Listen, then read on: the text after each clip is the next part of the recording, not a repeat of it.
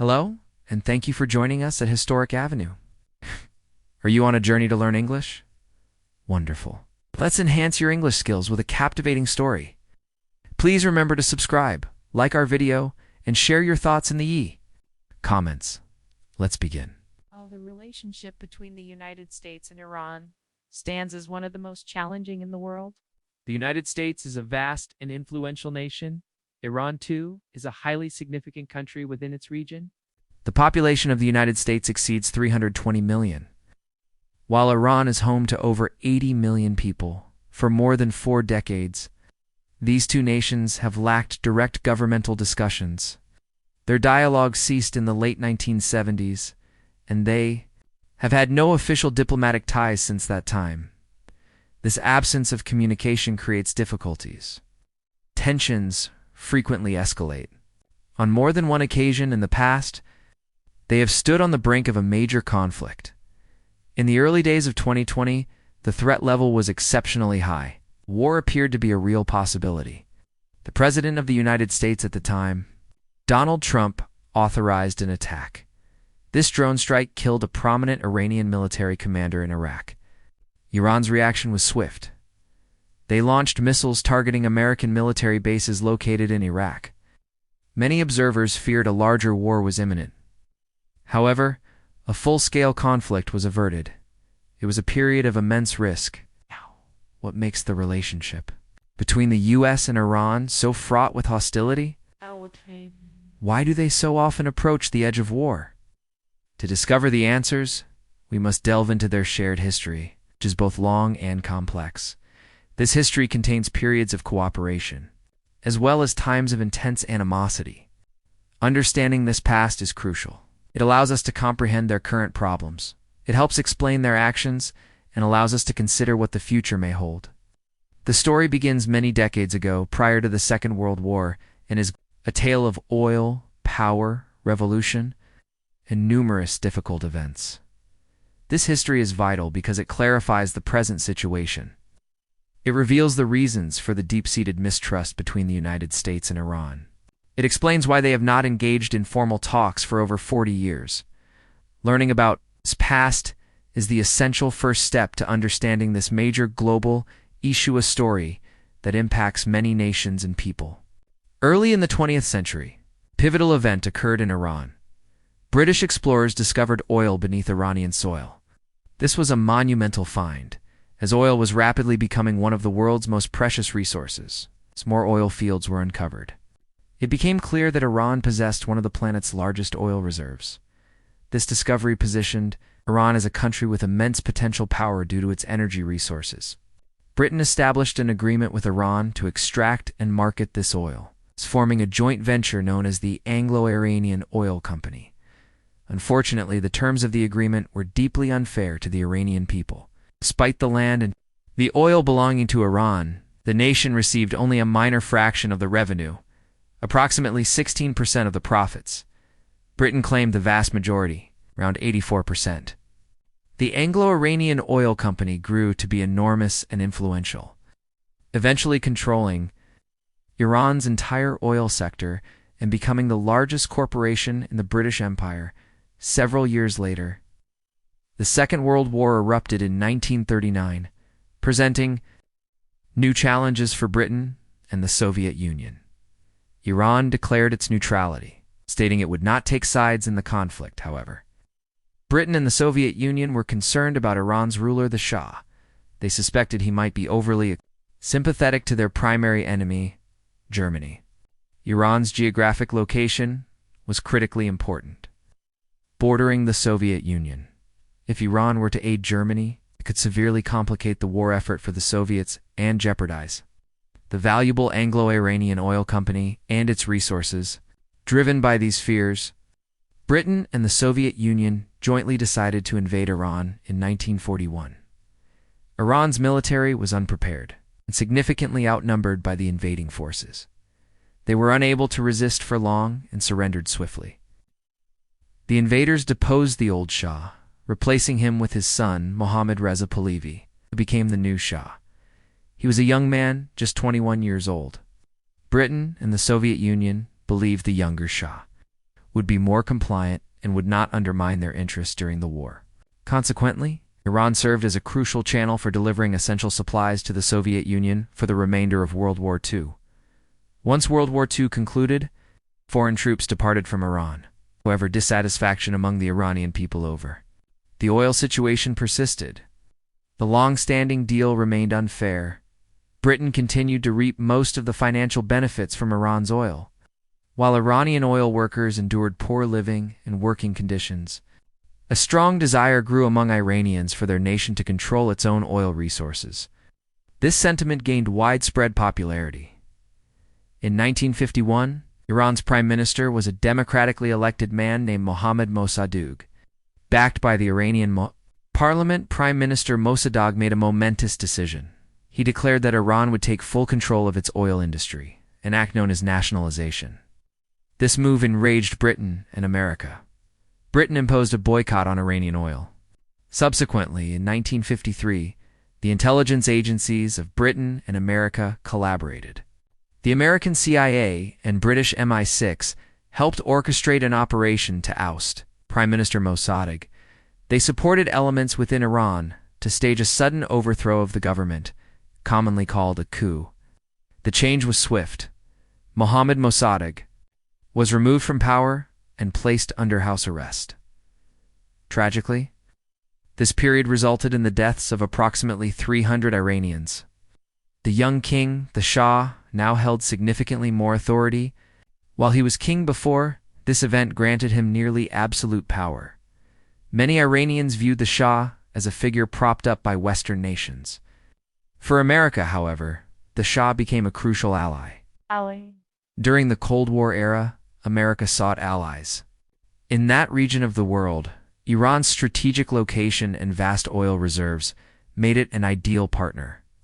The Shah evolved into a staunch ally of the United States.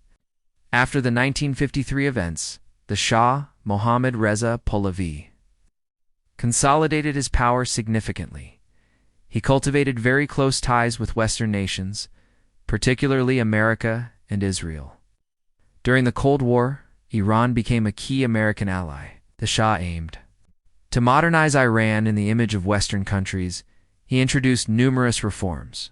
For instance, he expanded women's rights, allowing them to attend universities and enter a wider range of professions. He also worked to reduce the influence of religion on government. However, these reforms and the Shah's strong alignment with the West were not universally welcomed. A large segment of the Iranian population felt the Shah was more attentive to American interests than to his own people. He established a secret police force, known as SAVAK. SAVAK monitored individuals who opposed the Shah, arresting many who spoke out or acted against his government. There were widespread reports of prisoners being tortured. These actions created discontent among various factions in Iran. Left-leaning groups disliked the Shah's alliance with America. Many in the working class felt excluded from the benefits of the nation's wealth, particularly from its oil revenues. Religious leaders and numerous conservatives opposed the modernizing changes and the secularization of government. They disapproved of the new rights granted to women and the friendly relationship with Israel. Over the years, popular anger against the Shah's rule intensified. The divide between his government and the populace widened. Spreading through different levels of society, the national climate grew increasingly tense. This mounting frustration would eventually lead to severe challenges for the Shah, setting the stage for a monumental shift in Iran. The resentment against the Shah reached a boiling point. In the late 1970s, widespread protests evolved into a full-blown revolution. Several tragic events further fueled public outrage. For instance, a devastating fire at a cinema in Abadan claimed many lives. Subsequently, soldiers fired upon protesters in the capital, Tehran. This act resulted in numerous deaths and injuries. Millions of Iranians took to the streets, united in their demand for the Shah to abdicate and leave the country. The Shah, realizing his military support was wavering, knew his position was untenable. In early 1979, he fled Iran and went into exile. Following the Shah's departure, a highly influential religious figure, Ayatollah Khomeini, returned to Iran after many years in exile. He assumed leadership of the nation. Iran underwent a complete governmental transformation, becoming an Islamic republic. This new government was fundamentally different from the Shah's regime. It was staunchly opposed to the United States and Israel. In a short time, Iran transitioned from a U.S. ally to a major adversary. The revolution marked a profound change for Iran and redefined its role on the world stage. After the revolution in Iran, relations with America became extremely tense. In November 1979, a group of Iranian students and revolutionaries stormed the American embassy in Tehran. They seized 52 Americans. These individuals, including diplomats and staff, were held captive for an extended period of 444 days. The United States was outraged. The American president attempted to secure the hostages' release. In April 1980, the U.S. launched a military helicopter mission to rescue them. However, the operation failed. Catastrophic ally. An accident occurred when a helicopter collided with a transport plane. 8 American servicemen lost their lives. The mission was aborted, and the hostages remained captive. Due to this incident and other ongoing issues, the United States decided to sever all communication with Iran. The two countries no longer had diplomatic relations. Then, in September 1980, the neighboring country of Iraq, led by Saddam Hussein, initiated a war. Hussein aimed for Iraq to dominate the region over Iran. The war between Iran and Iraq raged for 8 brutal years. It was an incredibly difficult and bloody conflict for both nations. A vast number of people died, including an estimated 400,000 Iranians. The United States did not participate directly in the fighting. However, it provided support to Iraq. America supplied weapons and aid to Saddam Hussein, seeking to weaken Iran following its revolution. During this period, the group Hezbollah in Lebanon began launching attacks against American interests. Hezbollah was supported by Iran. In 1983, a major bombing targeted the U.S. Embassy in Beirut, Lebanon. Numerous Americans were killed. Later that same year, another powerful bomb struck a barracks housing American and French soldiers in Lebanon, resulting in the deaths of over 240 Americans.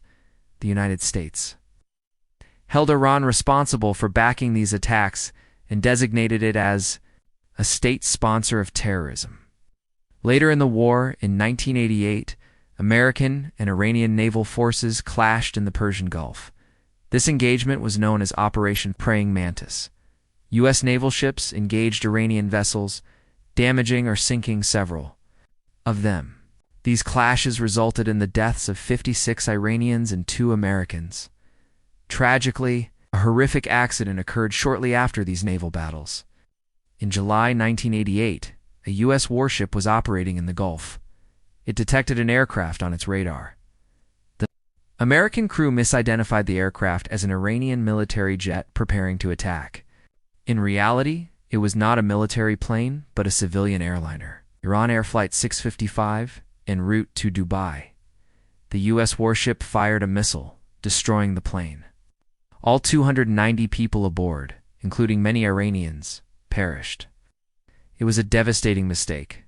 That severely worsened the relationship between the U.S. and Iran, following a series of difficult events. The United States took a significant action in 1995. The Clinton-Can administration imposed a complete ban on trade with Iran.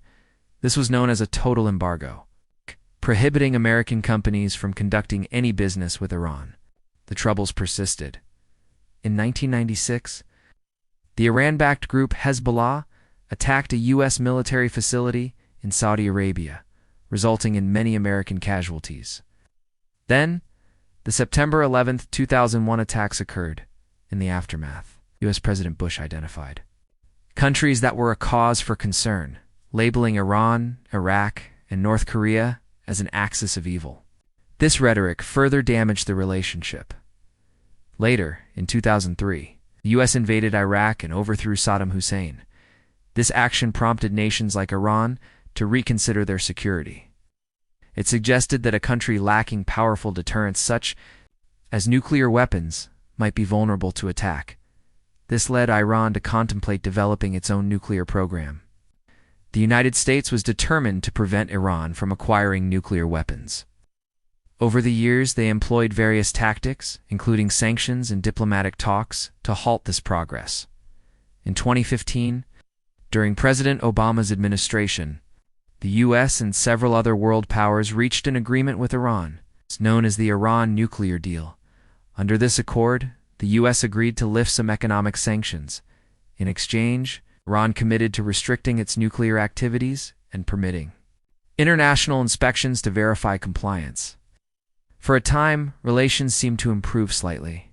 However, in 2016, Donald Trump was elected the new president of the United States.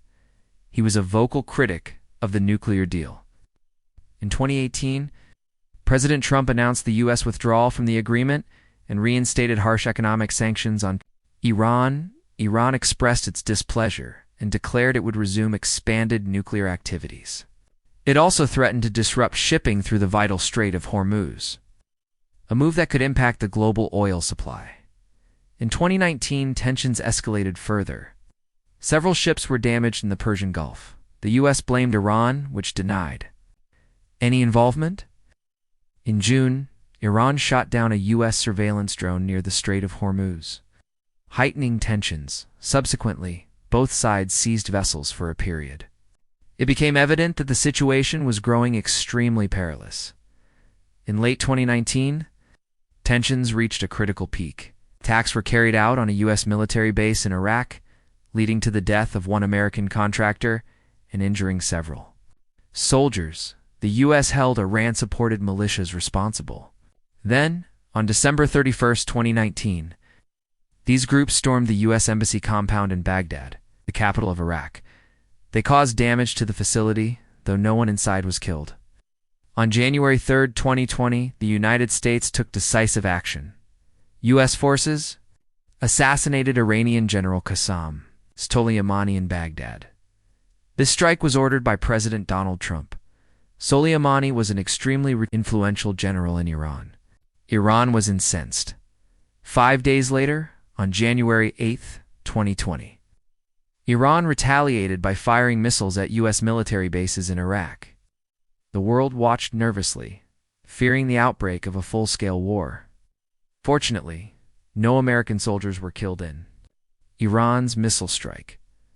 This provided both nations with an opportunity to de-escalate. America did not strike back, and Iran launched no further missiles. A major war was averted. Tragically, disaster still struck. With its air defenses on high alert, Iran made a terrible error. Shot down a civilian aircraft, Ukrainian Airlines, Flight 752, mistaking it for a hostile target. All 176 people on board were killed. Many innocent lives were lost due to the extreme tensions.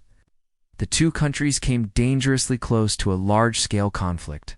A full war would have been devastating.